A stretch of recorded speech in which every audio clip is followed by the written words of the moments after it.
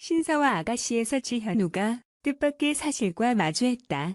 지난 27일 방송된 KBS ETV 신사와 아가씨 19회가 시청률 28.5%, 닐슨 코리아 제공, 전국 가구 기준로 토요일에 방송된 프로그램 중 전체 1위에 등극하는 동시에 토요일 방송 자체 최고 시청률을 기록하며 뜨거운 열기를 이어갔다.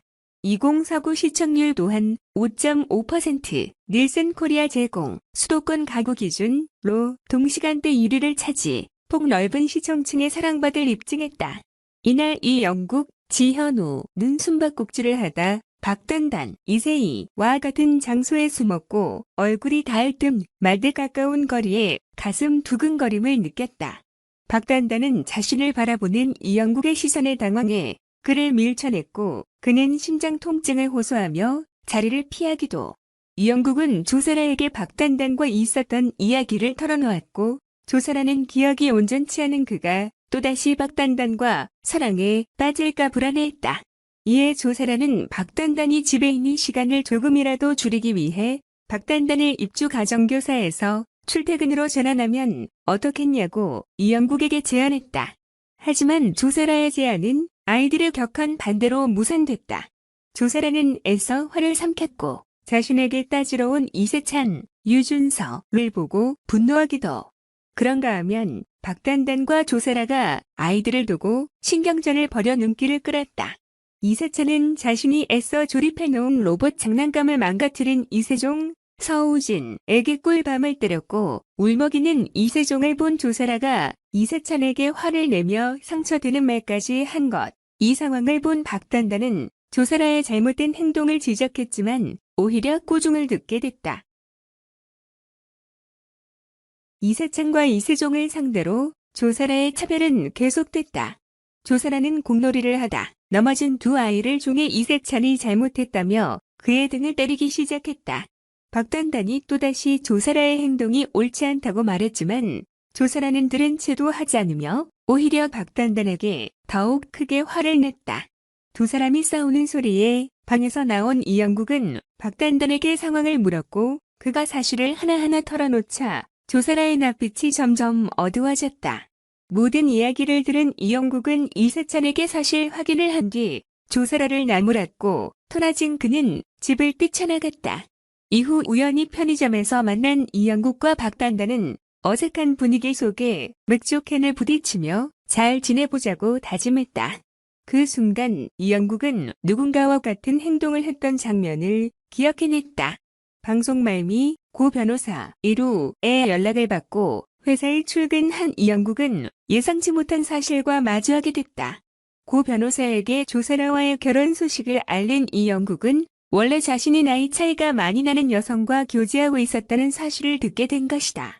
과연 이영국이 점차 기억을 찾을 수 있을지 앞으로의 이야기에 그 추가 주목된다. 이 밖에도 차현실, 오현경, 박수철, 이종원, 이경비 이를 해고당하자 그의 누나 장미숙, 임예진을 찾아가 돈을 받아오는 철없는 행동으로 시청자들의 분노를 유발했다. 반면 박단단, 박수철, 에나킴, 이일화 이 한자리에 모여 식사를 하게 됐다. 화기애애한 식사를 마친 에나킴은 가족에 대한 사무친 그리움을 드러내기도. 뿐만 아니라 이 기자 이휘향은 골드벼와 함께 다이아번지를 뒷골목에 팔아넘겨 흥미진진함을 더했다. 최예나 재벌 회장 루머에 칼 뽑았다. 강력하게 대응할 예정. 아이즈원 출신 최예나가 재벌 회장 루머에 대응한다. 지난 1일 위에화 엔터테인먼트 측은 공식 홈페이지를 통해 현재 온라인 커뮤니티, SNS 등의 소속 아티스트의 허위 사실 및 악의적인 비난, 비방 목적의 게시글 등이 무분별하게 유포되고 있음을 인지하였다고 밝혔다. 소속사 측은 이에 당사는 소속 아티스트의 권익 보호를 위해 악의적인 게시물에 대해 법적 조치를 진행하며 이 과정에서 그 어떠한 선처나 합의 없이 강력하게 대응할 예정이라며 소속 아티스트에 대한 악성, 루머, 비방 등에 관련하여 팬분들이 보내주시는 제보와 당사의 지속적인 모니터링을 통하여 아티스트 보호에 최선을 다하겠다고 덧붙였다. 앞서 지난달 31일 SBS는 이재현 CJ그룹 회장, 남동생 이재환 제3홀딩스 회장이 연예인 A씨의 뒤를 봐줬다는 내용을 보도했다. SBS가 공개한 메시지에 따르면 A씨가 뭘 하고 있냐고 묻자 이 회장은 A씨 생각하고 있다고 답했고, 한 CJ 계열사 대표가 말씀 주신 A씨는 유튜브 도움보다 음반 유통에 관심이 있다. 음악사업 본부의 협조를 요청해 잘 챙겨주기로 했다고 하자 이 회장은 감사하다고 답을 했다. 이후 A씨는 CJ 계열 방송 프로그램의 고정 자리를 그쳤다고 덧붙이기도. 보도 이후 연예인 A씨를 두고 온라인상에서는 최예나가 아니냐는 의혹이 제기됐다. 최예나가 CJ 계열의 예능 프로그램에 출연했고 유튜브 활동을 이어왔다는 이유를 든 것.